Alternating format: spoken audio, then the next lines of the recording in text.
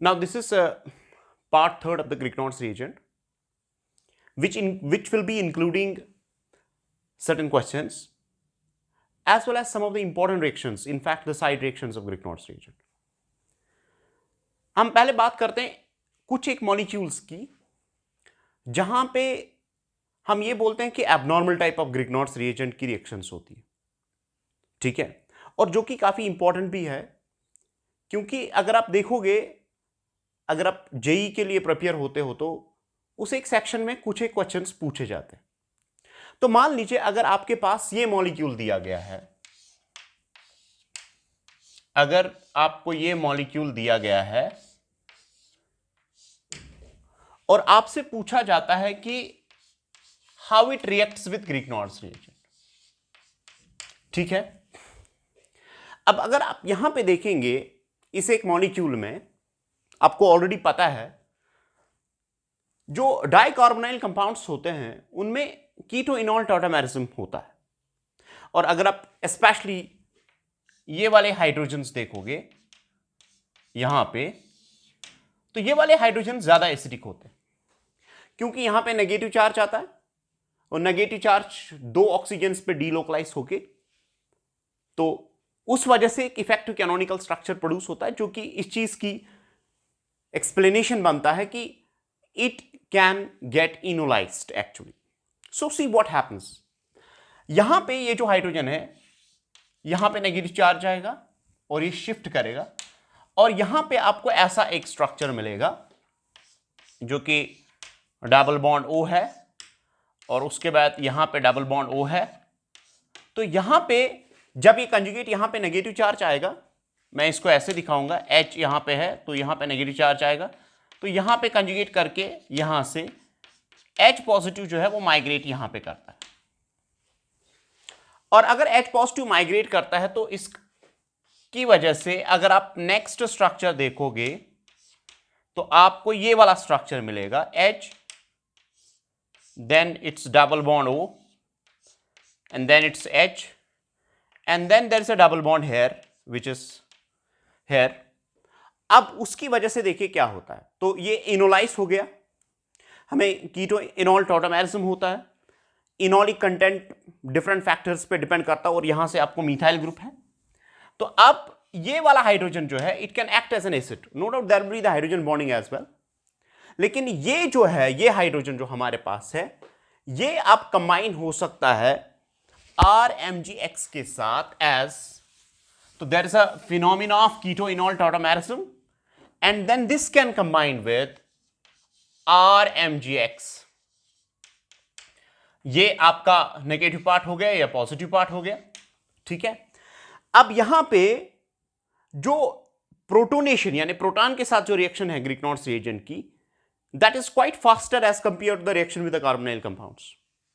तो यहां पे ये जो H है ये डायरेक्टली इसके साथ कंबाइन होके अल्केन बनाएगा, तो हमारे पास प्रोडक्ट एक तो RH आएगा और प्लस हमारे साथ जो यहां पे ये जो ऑक्सीजन है, ठीक है, तो यहां पे डबल बॉन्ड और उसके बाद ये, उसके बाद H और यहां पे H और नेगेटिव चार्ज और MgX पॉजिटिव यहां पे आएगा, ठीक है। तो ये वाला स्ट्रक्चर हमें ऑब्टेन हो सकता है। तो this also explains the acidic character. The rate of formation of this alkane is actually depending upon the conversion of keto form into enol form. उससे हम डायरेक्टली मेजर करते हैं।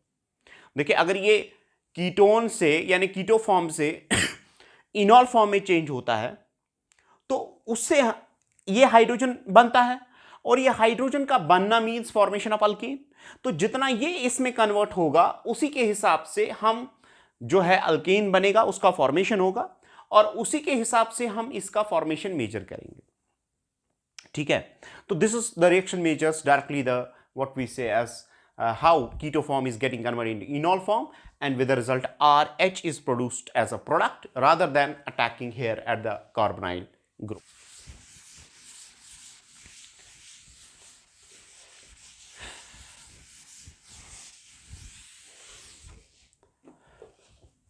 इसी तरह हमारे पास नेक्स्ट रिएक्शन है, ये वाला मॉलिक्यूल है PH and double bond C double bond O, और अगर आपसे पूछा जाता है कि how Grignard's reagent reacts with it, उसके बाद हाइड्रोलिसिस भी करेंगे। हमारे पास तो 2 स्टेप्स ऑलरेडी है। तो अगर आप इसको देखोगे, यहां पे ये वाला बॉन्ड जो है पोलर है, ये हमारे पास अल्काइल आइसोसाइनेट्स हैं, इन पे कैसे एडिशन होता है ग्रिग्नॉर्स रिएजेंट। तो यहां पे अगर आप देखोगे, ये डेल्टा पॉजिटिव चार्ज है, ये डेल्टा नेगेटिव चार्ज है, और यहां से आर नेगेटिव आएगा, mgx पॉजिटिव, तो ये वाला यहां शिफ्ट करेगा, electromagnetic shift towards more electronegative atom होगा। तो आप यहां पे प्रोडक्ट जो है n डबल बॉन्ड C, यहां पे R आएगा, और उसके बाद OMgx नेगेटिव पॉजिटिव यहां पे आएगा। अब इमीडिएटली देखिए क्या होता है कि जो ऑक्सीजन वाला नेगेटिव पार्ट है, यानी C डबल बॉन्ड O है, तो फिर से ये रिवर्ट बैक करता है, यानी ये यहां पे जाएगा, ये नेगेटिव चार्ज यहां पे शिफ्ट होता है, और उसकी वजह से हमारे पास जो नेक्स्ट मॉलिक्यूल बनता है वो बनेगा पीएच, एन पे नेगेटिव चार्ज आएगा, then Cr double bond O, ठीक है, और इसके साथ mgx के साथ पॉजिटिव चार्ज रहेगा, तो ये इसको न्यूट्रलाइज करेगा। और उसके बाद फाइनली अगर आप देखोगे, ठीक है, इसको अगर आप हाइड्रोलाइज करेंगे acid in presence of H positive, यानी एसिडिक हाइड्रोलिसिस करेंगे, तो यहां पे H पॉजिटिव आएगा as it's happening.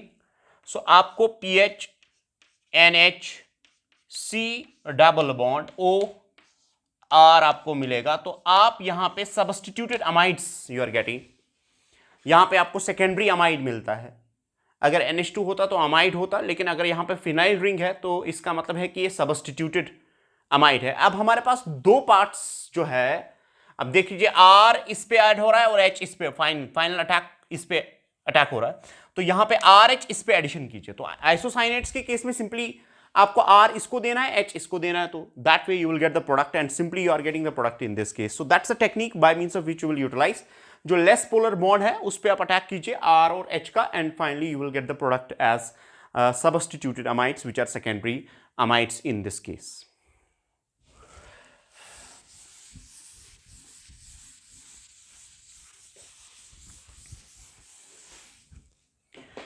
Next, we have one of the what we say is a miscellaneous reaction of Grignard's reagent, that it can also act as a reducing agent with certain substance. मान लीजिए आपके पास ये एक molecule है,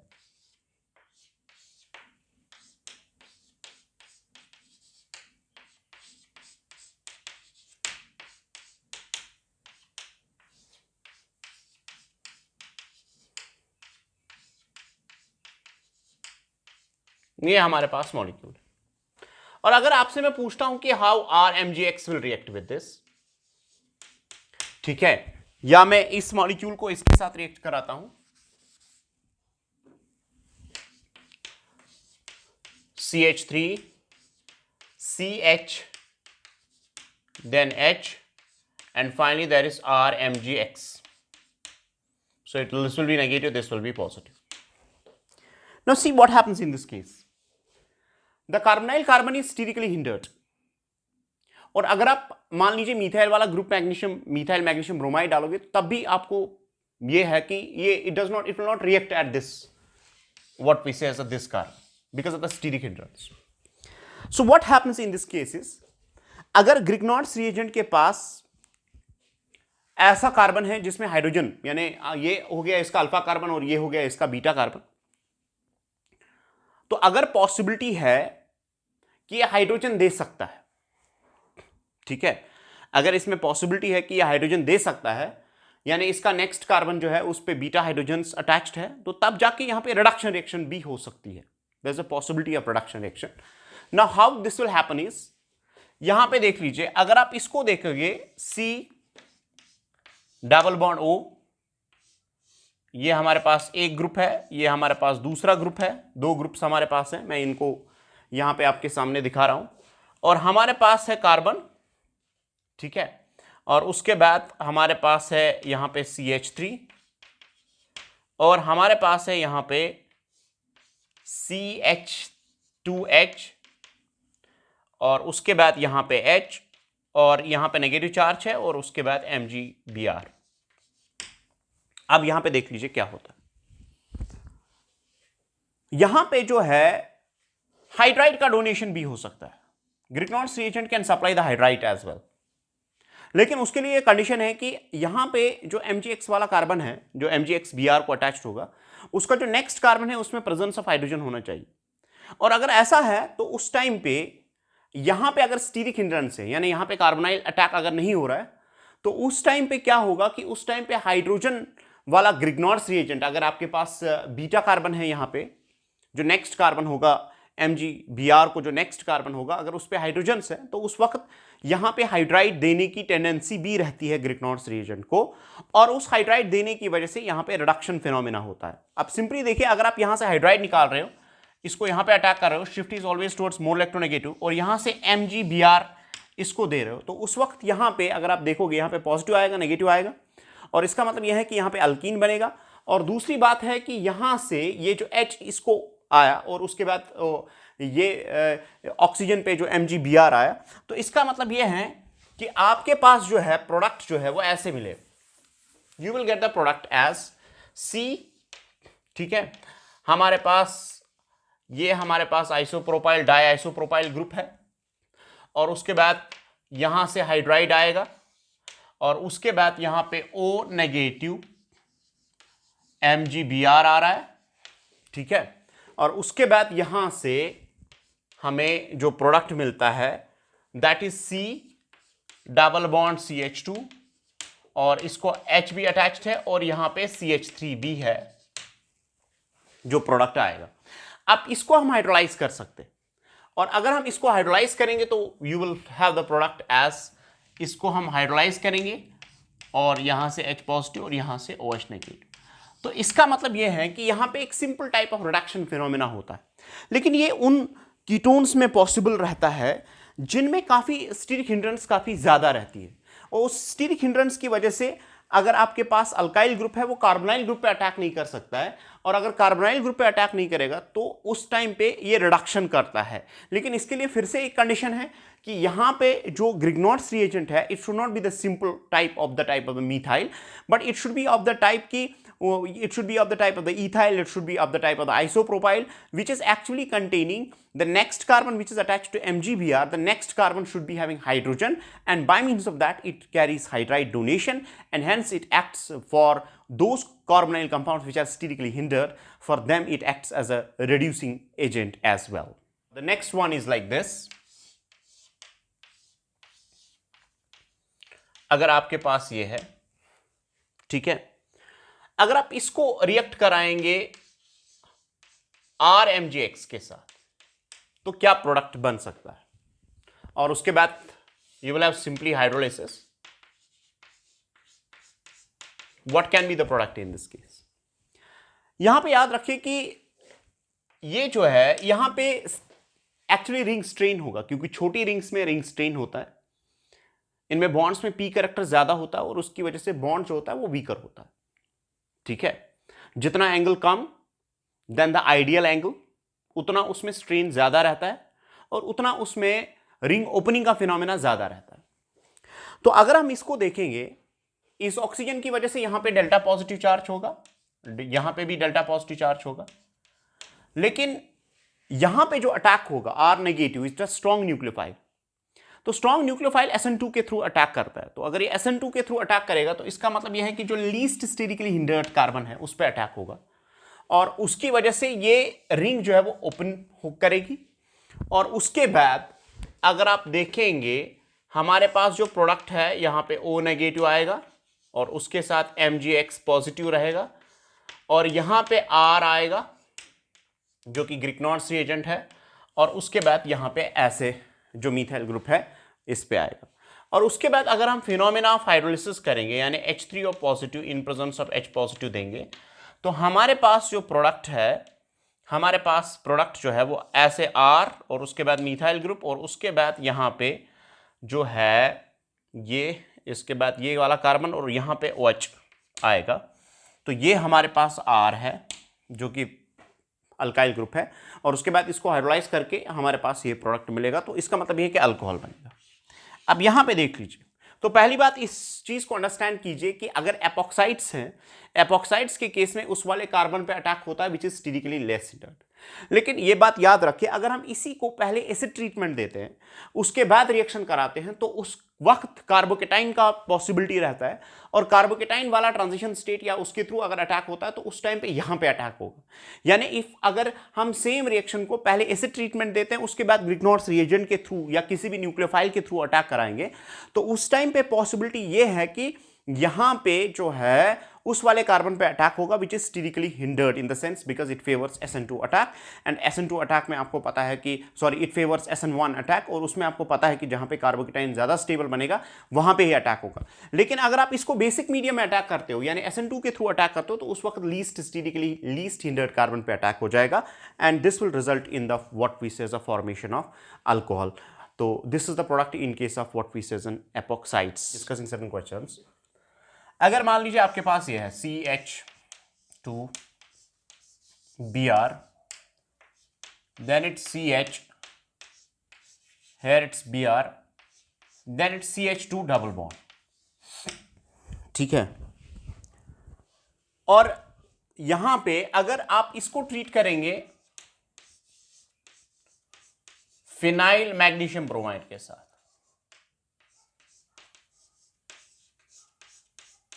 phenyl magnesium bromide के साथ अगर हम इसको ट्रीट करेंगे तो क्या मिलेगा इस वक्त प्रोडक्ट, ये देख लीजिए। अगर आप इसको देखोगे यहां पे भी फिनाइल का इंसर्शन हो सकता है, यानी यहां पे भी फिनाइल अटैक कर सकता है, यहां पे भी। लेकिन अगर आप कंपेयर करोगे यहां पे जो Br है, Br को यहां पे कंजुगेशन है, तो उसकी वजह से जो डबल बॉन्ड है, डबल बॉन्ड कैरेक्टर आएगा। लेकिन अगर आप इसको देखोगे यहां पे ये वाला जो है Br, यहां पे सिंगल बॉन्ड कैरेक्टर होगा। अब यहां पे डेल्टा पॉजिटिव चार्ज होगा। डेल्टा पॉजिटिव चार्ज में क्या होगा, डेल्टा पॉजिटिव चार्ज में यहां पे फिनाइल को नेगेटिव चार्ज है, तो ये इसको अटैक करेगा और यहां से ये रिलीज होगा। हमारे पास दो अल्काइल हैलाइड्स, ये वाला अल्काइल हैलाइड और ये वाला अल्काइल हैलाइड।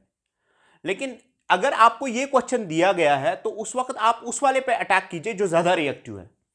ज्यादा रिएक्टिव का मतलब है यहां पे कंजुगेशन होने की वजह से डबल बॉन्ड कैरेक्टर होगा, तो इसकी रिएक्टिविटी कम होगी, ठीक है। लेकिन यहां पे इसकी रिएक्टिविटी ज्यादा होगी, तो फिनाइल मैग्नीशियम ब्रोमाइड जो है वह इस वाले कार्बन को अटैक करेगा, and with the result it will have the displacement, and in this case you will get the product as CH2PH, then it's CH, then it's Br, then it's CH2, indicating that the vinyl halides जो है उनकी reactivity कम होती है, while as जो simple alkyl halides होते हैं उनकी reactivity ज्यादा होती है, and plus you will gate Mg, Br and Br here.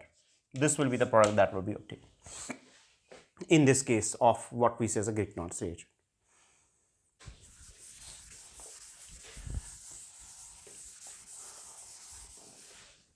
Similarly, if you are given with this COOET,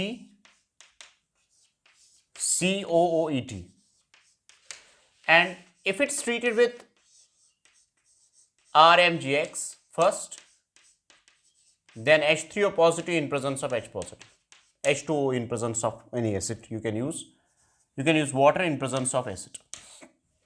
Now see what happens in this case. यहां पे अगर आप देखोगे, आप सिंपली मैं इसको ऐसे रिप्रेजेंट कर सकता हूं OET, C double bond OOET।